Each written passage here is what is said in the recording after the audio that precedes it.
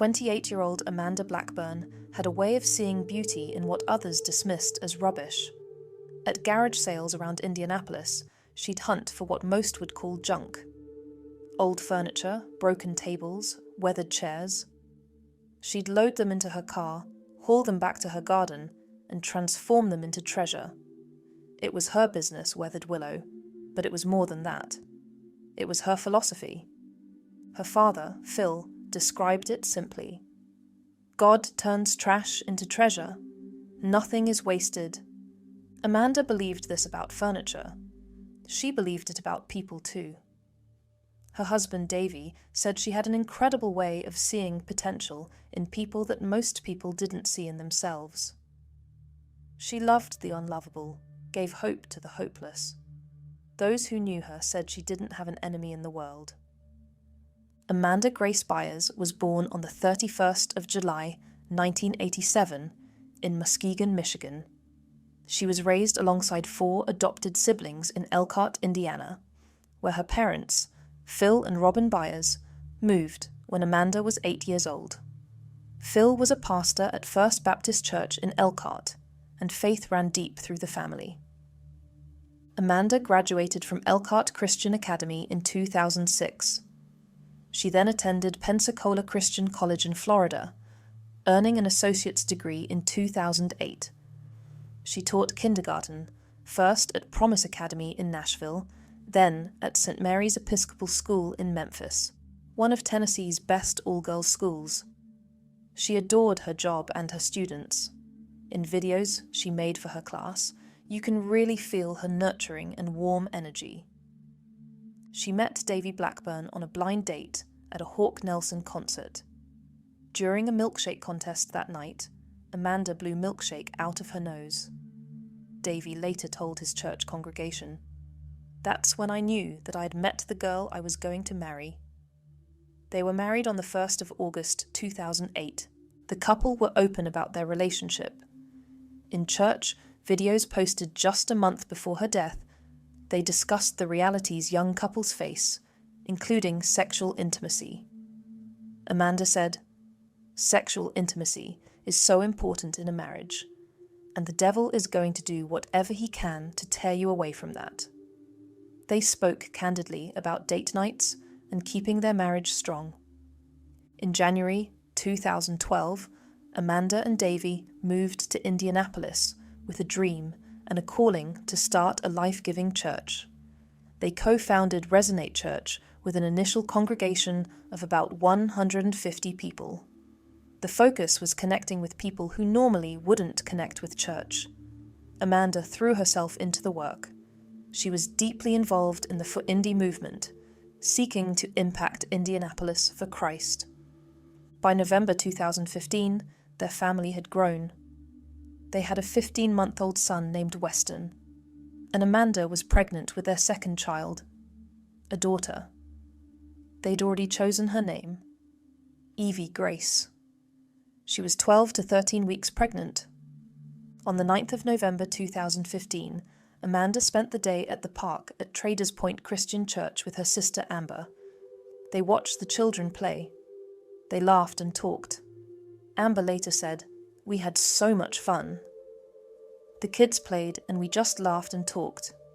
It would be the last time Amber would see her sister alive. The 10th of November 2015. It was still dark outside. 4:30 a.m.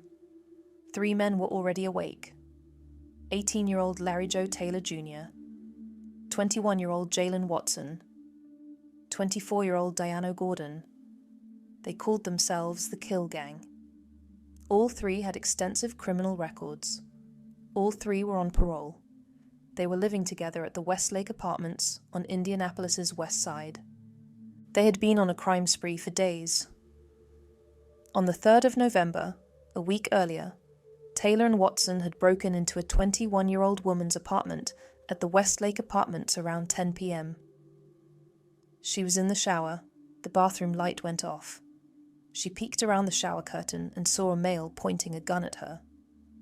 Taylor held the gun to the back of her neck. The men demanded money and asked where her bank cards were. Taylor sexually assaulted her whilst Watson went through the apartment stealing valuables.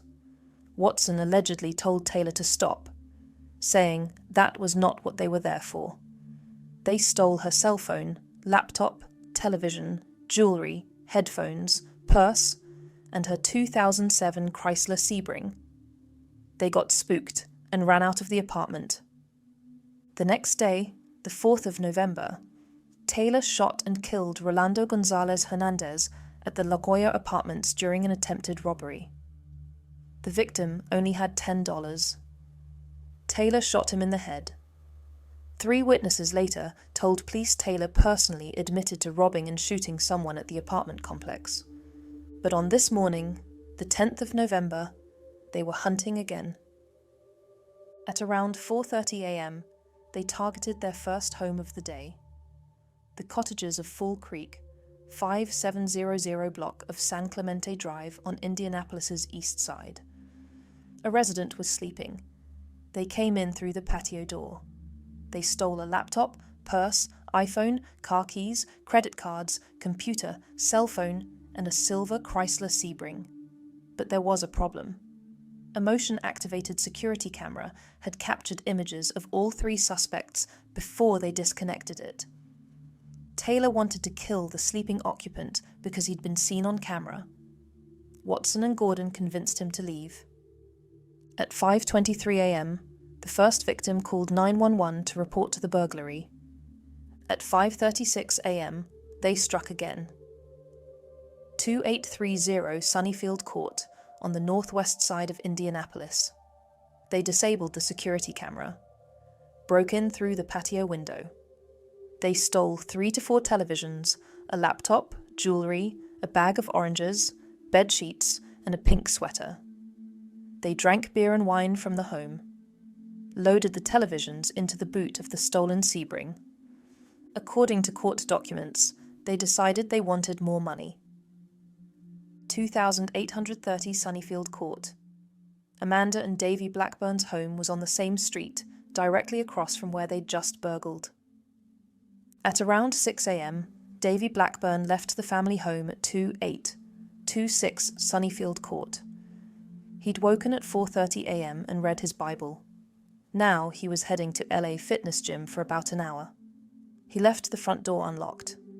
They only had one house key, and it was on Amanda's key ring. It was a small detail.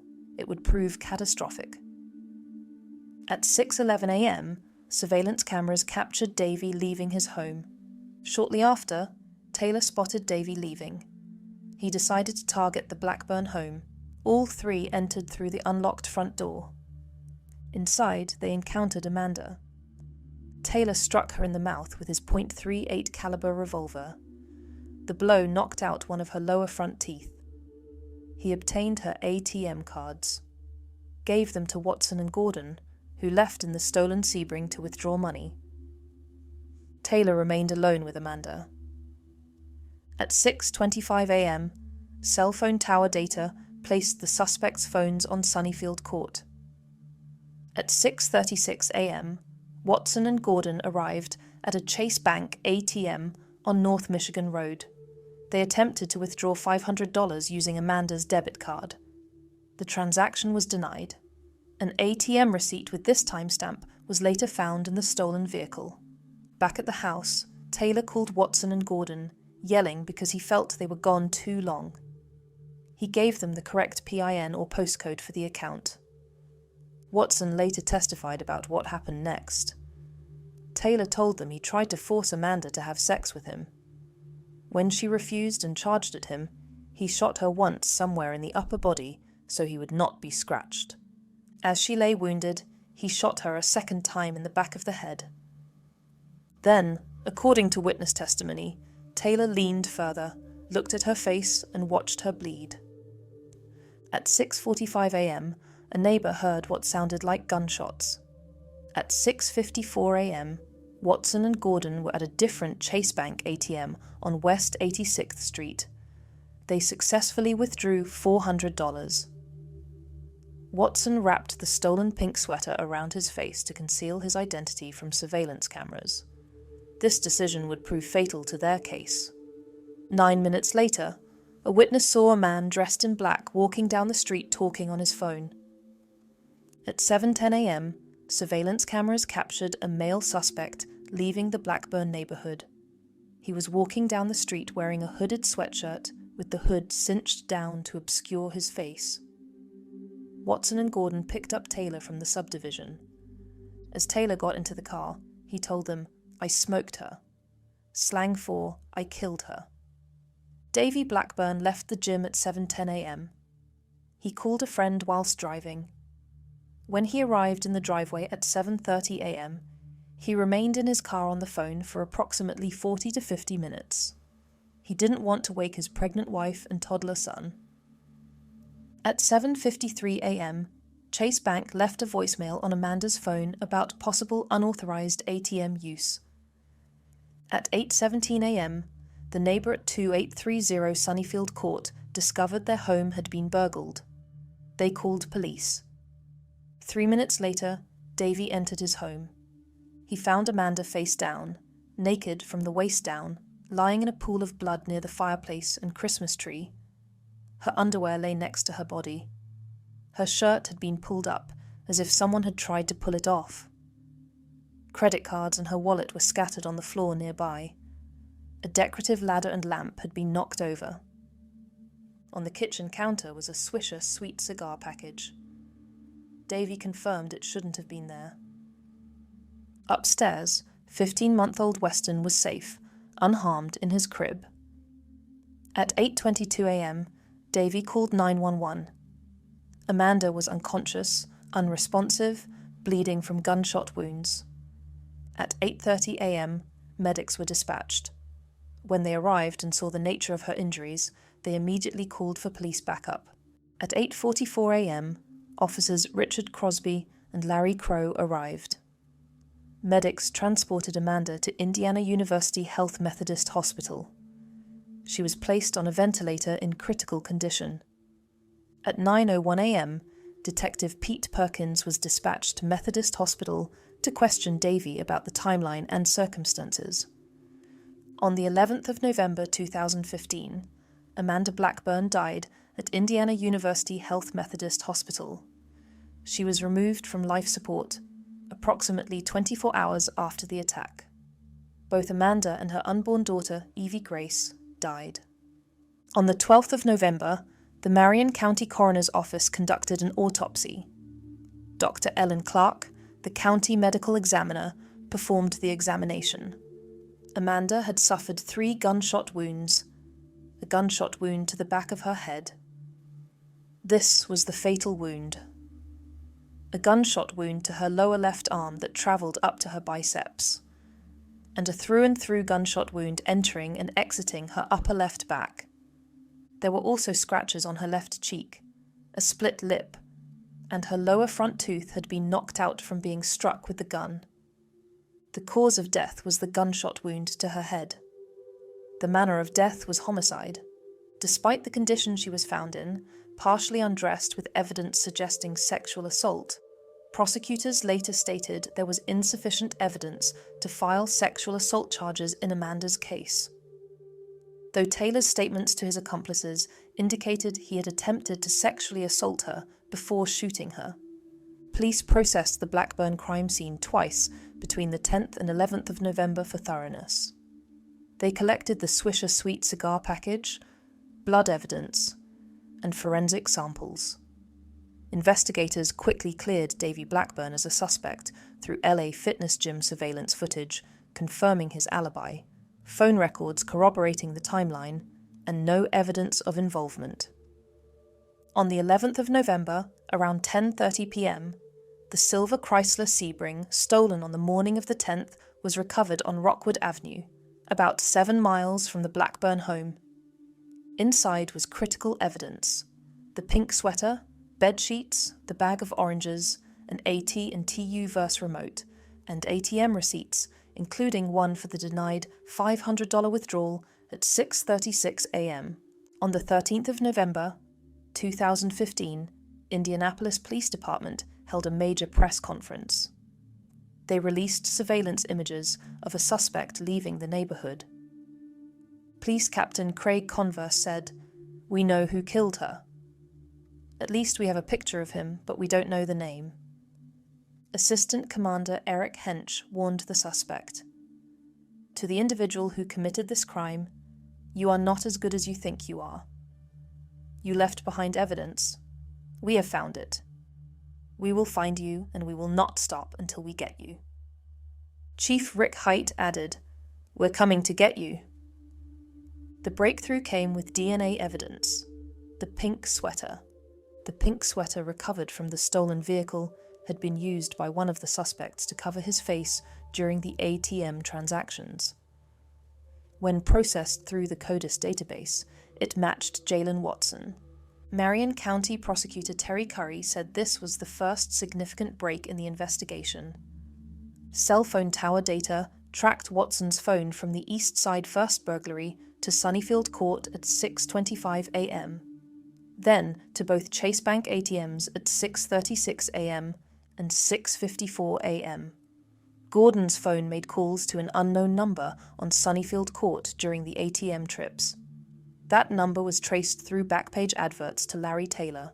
The 6:36 a.m. failed $500 withdrawal and 6:54 a.m. successful $400 withdrawal created an irrefutable timeline. Detectives also tracked items from the 3rd of November assault to buyers near 56th Street. These buyers identified Watson and Taylor through photo arrays. On the 19th of November, day 10, all 3 men were taken into custody. DNA swabs were collected. Watson and Gordon were arrested on parole violations. Taylor was questioned and released. During interrogations, Watson and Gordon confessed to the burglaries and implicated Taylor as the shooter. They described his statements that he smoked her and watched her bleed. Taylor waived his Miranda rights, claiming he was looking for someone named Cheese and was too messed up to remember. On the 22nd and 23rd of November, DNA confirmation came through. Watson's DNA matched the pink sweater. Combined with the cell phone records and witness statements, prosecutors had what they needed. On Sunday night, the 22nd of November, Indianapolis Police Department's Violent Crimes Unit, gang units, and U.S. Marshals arrested Taylor at a relative's home on Meridian Street. On the 23rd of November, Prosecutor Terry Curry announced formal charges. Taylor and Watson were charged with murder. Gordon was held on parole violation, but not initially charged as he hadn't entered the Blackburn home. Curry said, "I don't think any of the victims were targeted, but instead were random victims of very violent crimes. Amanda was tragically in the wrong place at the wrong time. Home alone when 3 men decided they wanted more money after their second burglary." The Indianapolis community rallied around the Blackburn family. The case was solved within 13 days. Officers reportedly went days without sleep. Amanda's father, Phil Byers, told reporters, "She's the love of my life." Unapologetically, she gave her whole self to God. "I want to be like that. I want to be more like Amanda." Amanda was buried at Hamilton Memorial Park in Noblesville, alongside her unborn daughter, Evie Grace Blackburn. Following the arrests, Davey Blackburn issued a statement. "Though everything inside of me wants to hate, be angry, and slip into despair, I choose the route of forgiveness, grace, and hope. If there is one thing I've learned from Amanda in the 10 years we were together, it's this. Choosing to let my emotions drive my decisions is recipe for hopeless and fruitless life. Today, I am deciding to love, not hate." Watson and Gordon took plea deals. They pleaded guilty to robbery and burglary, agreed to testify against Taylor. Taylor's case took years. 2 mistrials. Finally, a bench trial. Watson and Gordon testified Taylor stayed with Amanda whilst they went to ATMs. When they returned, he told them, "I smoked her." He tried to force sex on Amanda. When she refused, he shot her. Davey testified about the unlocked door, staying in the driveway on his phone, finding Amanda face down. Taylor was found guilty. sentenced to 86 years. Davey said, "I lost my rock, my best friend and my first love." Amanda's family offered forgiveness. Taylor later pleaded guilty to the earlier rape. Additional 20 years. Total 106 years. Appeal denied. Currently at Miami Correctional Facility. Watson, 10 years plus 5 home detention. Released. Gordon, 30 years, 25 in prison, 5 probation. Apologized to Davey. Currently serving. 2 days after Amanda died, Davey registered the domain nothingiswasted.net. 2.5 months later, on the 1st of February 2016, he registered Nothing Is Wasted Serendipity, LLC with the state of Indiana. In April 2016, he sold the family home where Amanda was murdered for $145,000. In March 2016, he'd purchased a new, larger home of 5,186 square feet, with a pool under the business name NIW Serendipity LLC. In September 2016, 11 months after Amanda's death, Davey met Christy Monroy at the gym. LA Fitness, the same gym he'd gone to the morning Amanda was killed. She was a single mother with a daughter named Natalia. They began dating after the 1-year anniversary of Amanda's death. Remarkably, Christy's stepfather was a chaplain for the Marion County prison system. He'd had conversations with Amanda's killers. It created an unexpected connection to the tragedy. Davey later said, "How kind is it of God that of 7 billion people in this world, he would write something so personal to me." On the 17th of December, 2017, about 2 years after Amanda's death, Davey married Christy in a ceremony at Laurel Hall in Indianapolis. It was done with the blessing of Amanda's family. Their blended family eventually included Natalia, Weston, and Cohen, Davey, and Christy's son together. In January 2018, Davey resigned from Resonate Church to focus on Nothing Is Wasted ministry. 1 week later, in January 2019, Resonate Church closed. The church was $73,000 in debt, with only $38,000 in cash. Approximately 75 people attended the final meeting. Many were angry about financial management. Interim Pastor John Berry said, "We were not good stewards of what we had. No allegations of fund misappropriation surfaced, but poor financial stewardship was acknowledged." Davey later revealed he knew the church was going to close before his resignation, but he didn't reveal that to the congregants. He founded Nothing Is Wasted Ministries with Christy to help people facing trauma, tragedy, and major life transitions. The ministry runs podcasts, classes, and retreats. Davey has made numerous national media appearances, including Good Morning America, Inside Edition, and investigation discoveries on the case with Paula Zahn. In July 2024, he published a book titled Nothing Is Wasted, a true story of hope, forgiveness, and finding purpose in pain. The manuscript was completed in 2017. Publication was delayed until after all trials concluded. Not everyone has been supportive. From the beginning, online speculation swirled around Davey. People questioned why the door was left unlocked, why he stayed in the driveway for 40 to 50 minutes before entering the home. Some found his calm demeanor in interviews unsettling. Others pointed to how quickly he engaged with the media. The live tweeting of Amanda's funeral with the hashtag #NothingIsWasted drew particular criticism. The domain registration just 2 days after her death raised eyebrows. The LLC registration 2.5 months later seemed calculated to some. His remarriage 2 years after Amanda's death felt too soon for critics. The fact he met his new wife at the same gym he'd been at the morning of the murder struck some as suspicious. Social media sleuths dissected every detail, his predictable schedule, the gym alibi that seemed too convenient. the church videos where the couple had discussed their relationship and intimacy just a month before her death. Some perceived his subsequent book and ministry as monetizing tragedy, but every single suspicion was definitively disproven. LA Fitness surveillance footage provided time-stamped proof of his whereabouts. Phone records corroborated his entire timeline. Cell tower data placed him away from the scene. There was no motive. The relationship was loving. A second baby was on the way. Most importantly, the killer's confessions never implicated Davey. The three men were documented on a random crime spree. The timeline made his involvement physically impossible. The Indianapolis Police Department cleared him within days through surveillance footage and phone records. Despite this, online communities continued raising questions. Amanda Blackburn was 28 years old, a kindergarten teacher, a wife, a mother, a woman who saw beauty in broken things and believed nothing was wasted.